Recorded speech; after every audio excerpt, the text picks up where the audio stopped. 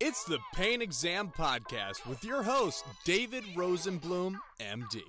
If you treat pain or have an interest in pain management, join us as we discuss painful disorders, alternative treatments, practice management, and more. Be sure to subscribe to the Pain Exam newsletter at painexam.com and review the podcast on Stitcher or iTunes. Our high-yield premium episodes are now available on the Pain Exam app with a premium subscription or access for free with a CME subscription at painexam.com. And now, without further ado, here's your host, Dr. Rosenblum. Welcome back, and thanks for listening. A few announcements. Our regenerative medicine course went really well, and I'm planning on doing another one May 4th. It's a Saturday in New York. Lecture components, Zoom if you can't come, as well as live demonstration of me processing PRP and injecting it under ultrasound guidance. So it's usually a lot of fun, sometimes a little messy, but I think you'll find a lot of value there. In addition, I'm working on expanding the regenerative medicine online course that we have at the Entrapment Academy. And we have a few other ultrasound courses coming up, pretty much one every month, mainly in New York, but we're planning one in Miami in February. And by the way, there's no venue yet, so I'm going to settle the venue once I get some signups. So just let me know if you're interested in coming to Miami, February, the beginning of President's Week. So we have that available, as well as New York and West Virginia. I'm going to be doing a course at the West Virginia Asipp. I'm very excited about that. I did the ASPN ultrasound course last summer, which was a lot of fun. So I always look forward to courses at these conferences. They're always great people, great insights from various experts. So anyway, I'm here today to give a little respect to a nerve that I felt always played second fiddle to the ilioinguinal nerve, and that's, of course, the iliohypogastric nerve. Most of us refer to the region as the ilioinguinal area.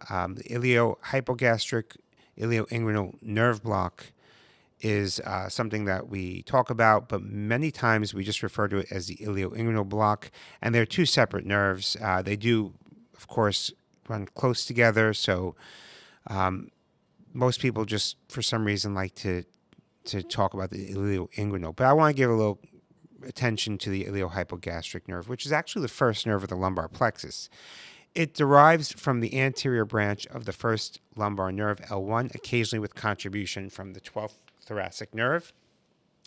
In parallel to the ilioinguinal nerve, the iliohypogastric nerve emerges from the lateral border of the psoas muscle anterior to the quadratus lumborum muscle, behind the renal fossa, into the kidney fat, and behind the lower pole of the kidney.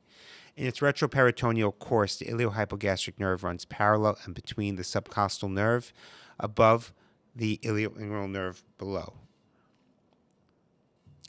Approximately above the posterior third of the iliac crest, the iliohypogastric nerve penetrates the posterior fascia of the transverse abdominis muscle. It courses between the transverse abdominis muscle and the internal oblique muscle in parallel at a distance of 1.5 centimeters from the iliac crest. Here, the iliohypogastric nerve is separated into two terminal branches, an abdominal and genital branch, just proximal to the terminal separation at the lateral summit of the iliac crest. The iliohypogastric nerve gives off its only collateral branch, the lateral cutaneous branch, which is distributed in the skin of the posterior gluteal region.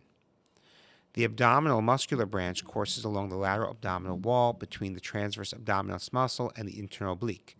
Near the outer orifice of the inguinal canal, it pierces the internal oblique muscle and then courses between the internal oblique muscle and the external oblique muscle to reach the sheath of the rectus abdominis muscle.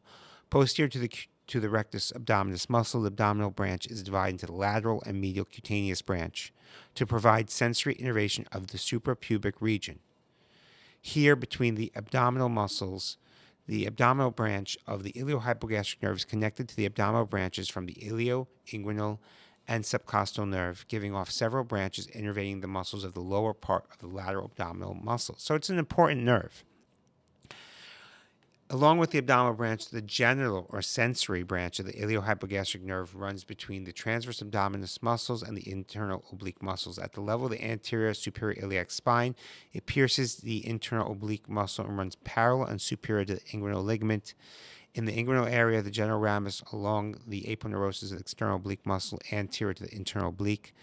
About 2 to 4 centimeters above the subcutaneous orifice of the inguinal canal, the genital branches become subcutaneous and gives off sensory innervation to the skin of the pubic area.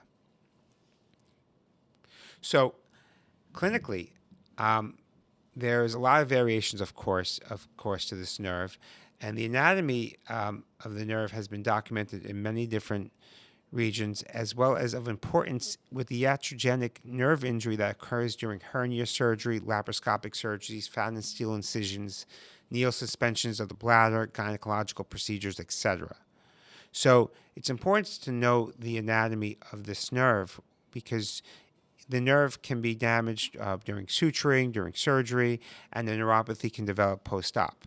So the studies are the article that I'm quoting from will be in the show notes. So check it out. And of note, there's a region of this nerve which actually I suppose it's the most commonly blocked region. And to be honest, this is something like maybe not as bad as the cluneal nerves, but this is something that at least in my training and in all the years I'm writing questions for the painexam and updating them, there really wasn't a lot of attention placed on this nerve, just like the cluneal nerves. And we always lumped it along with the ilioinguinal nerve because they ran close together. But for years, I would see people come to my office, and not so often, of course, but it happens, where they come in and they have a lateral pain above, let's say, the GT bursa on the iliac crest, on the rim, laterally, which it's like imagine the GT bursa and you just go north from that point till you feel the iliac crest bone. And there's a spot there you can even touch yourself that might be a little more sensitive than other spots, and that's where the iliohypogastric nerve runs over. And this is a spot where you can see under ultrasound a tiny nerve, and you could actually block this nerve and give people a lot of relief. It's the iliohypogastric lateral cutaneous branch from L1, which passes over this rim at this point. And this is, in my opinion, from my clinical experience, the most commonly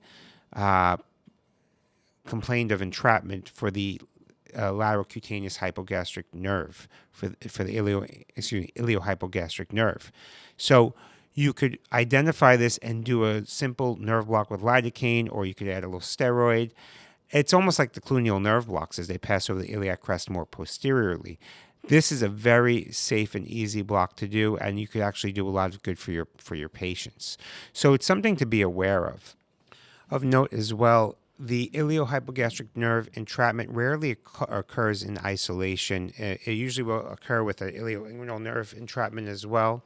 And as I mentioned earlier, it's related typically to surgical procedures. In addition, when you're evaluating these patients will typically have tenderness or dysesthesias in the areas supplied by the nerve, but it's difficult to make a diagnosis because it's a small area of cutaneous innervation for this nerve, and it can overlap with the supply of the genital, femoral, and ilioinguinal nerves. So it can be a little confusing, and of course there's anatomical variations from patient to patient. There are 3 major criteria used to diagnose this nerve injury. First, history of a surgical procedure in the lower abdominal area. Although spontaneous entrapment can occur, pain can be elicited by palpating laterally about the scar margin. Usually it radiates inferior medially towards the inguinal region and into the suprapubic or proximal genital area. Second, a definite area of hypoesthesia or hyperesthesia should be identified in the supply of the iliohypogastric nerve. Third, infiltration of local anesthesia into the region of the iliohypogastric and ilioinguinal nerves depart the internal oblique muscle, where symptoms can be reproduced on physical exam by palpation, should provide symptomatic relief. If, of course, there's no relief, either you missed or maybe look for a different etiology of the pain. If the iliohypogastric nerve is identified clearly as a source of pain, and a favorable response is not obtained with local anesthetic, then the surgical exploration and resection of the nerve should be considered. And there's no reliable electrodiagnostic techniques to define the integrity of the nerve, although Neal EMG of the lower abdominal musculatures may have some adjunct in the role of diagnosis.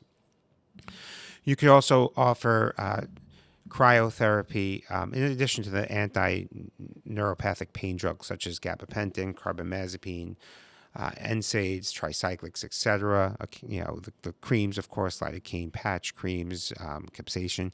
You could try cryotherapy, cryoablation. You could try TENS or PNS possibly. So there's other ways to treat this. Anyway, I hope you enjoyed this, and I hope it helped you guys understand the nerve better and give the nerve a little respect. In addition to the ultrasound updates, check out the Virtual Pain Fellowship if you are interested in getting the complete experience of the whole curriculum of pain management, board review, through to the ultrasound courses, training online if you can't make it to New York or one of the courses, regenerative medicine course. All that's included in the Virtual Pain Fellowship, which is now located at entrappain.org. And if you happen to listen to this in time, I am doing a webinar with ASPN this Wednesday night on sacroiliac joint pain. Try to sign up on the ASPN website, as well as a regenerative medicine webinar with Clarius, the ultrasound company. It's free. It's a preview to my ultrasound and regenerative medicine courses, so check it out. Hope to see you there. Dr. Rosenblum is here solely to educate, and you are solely responsible for all your decisions and actions in response to any information contained herein. These podcasts are not intended as a substitute for the medical advice of a physician to a particular patient or specific ailment. You should regularly consult a physician in matters relating to yours or another's health. You understand that this podcast is not intended as a substitute for consultation with a licensed medical professional. Copyright 2017, David Rosenblum, all rights reserved. No part of this publication may be reproduced, stored in a retrieval system, or transmitted in any form or by any means, electronic, mechanical, recording, or otherwise, without the prior written permission of the author.